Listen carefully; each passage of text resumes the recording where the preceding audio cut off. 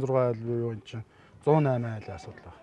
Одоо манай Ховд хотын бол бас эртний орон сууцнуудын нэг. Тэгээд Ховд аймагт бол одоо газар зохион байгуулалтын хувьд аваад үзэх юм бол иргэдэд одоо Ховд хотынхоо яг төв дотор шинээр газар олгох, шинээр орон сууц барих, шинээр үйлдвэр аж ахуй барилга барих юмс боломжгүй байгаа бид хүмүүдээр харж байгаа.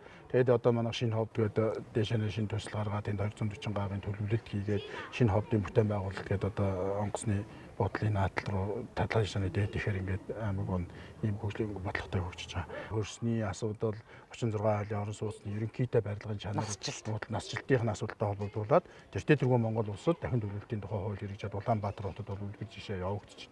Хуучин орон сууцны барилгуудыг иргэдтэй ярилцаж буулгаад оронд нь шинээр одоо барилга бариад тэр барилгад нь одоо гэрээ хийх байлаа. Энэ бол зүгээр нэг ингээд амны юмар хилээд хийчдэг тийм ажил биш. Маш их хүн хүч, цаг хугацаа, хөрөнгө жинээ маш их шаардсан том ажил. Гэхдээ Ховд аймгийн одоо Монгол Ардын намаас аймгийн иргэдийн орон нутгийн сонгуулийн мөрийн хөтөлбөрт зоригтойгоор оруулсан. Гэхдээ энийг бол зүгээр нэг одоо ард иргэдээс санал авах гэж оруулаад. Үнэхээр энэ шаардлага байна уу байна. Тэгэхээр энд байгаа энэ айлуудыг бид нар маш сайн судалгаа хийж холбогдох газруудаа уулзаж судалсны үндсэн дээр бол энэ томоохон арга хэмжээ хийж байгаа. Одоо бидний хэл зааснаар номын сангийн 12 24 гэж ярьдаг да нэг төв гудамжийн захиргааны дэдл. Номын сангийн одоо тэр чинь Магсар Жабагийн нутгийн дэвсгэр дээр байгаа 12 айлын орон сууц, 24 айлын орон сууц, 36 айлын орон сууцыг дахин төлөвлөлтөнд оруулж эко ногоо хотхон болгоно гэсэн том зорилтыг тавьсан. Энэ хүрээнд бид нар эхний ээлжинд бол барилга хот байгуулалтын газар те холбогдох газрууд дээр бид нар мэрэгчлэнэ бэлдэнэ. Улаанбаатар хотод туршлага судлуулна, тэнд мэрэгшүүлнэ.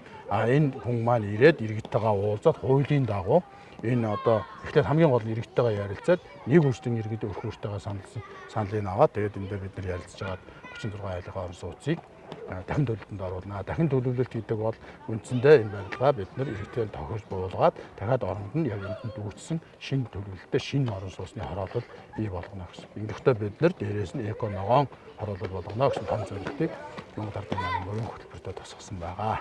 Ингэснээр иргэддэд ямар давуу тал бий болох вэ? Мэдээж одоо үйл хөдлөх хөрөнгөний үнэлгээ нэмэгдэх байх.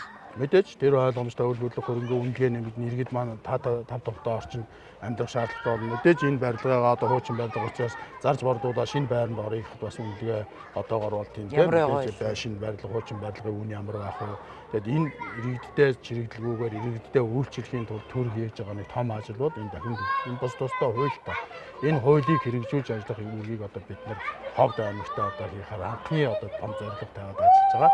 Энэ бол хэрэгжих бүрэн боломжтой гэж хэлж. Тий, хэрэгжихэд бас учир байна. Мэдээж Монгол Ардын намаас нэр дэвшиж байгаа нэр дэвшигчдийг багаар нь одоо дэмжсэн тохиолдолд илүү хурдан үйл ажиллагаа одоо үргэлжиж явах нь шүү дээ тийм ээ. Мэдээж ерөөсөө энэ бодлогыг хэн гаргаж ирв? Аль хүчин гаргаж ирв? Ямар улс төрийн хүчин энийг зоригтой хийж мөрийн хөтөлбөртөө тусгаж чадж байна. Тэгэхээр би иргэдээ хэлээд байгаа л да мөрийн хөтөлбөртөө тусгаа. Миний оршин амьдарч байгаа газар дээр энэ намууд юу хийх гээд байгаа.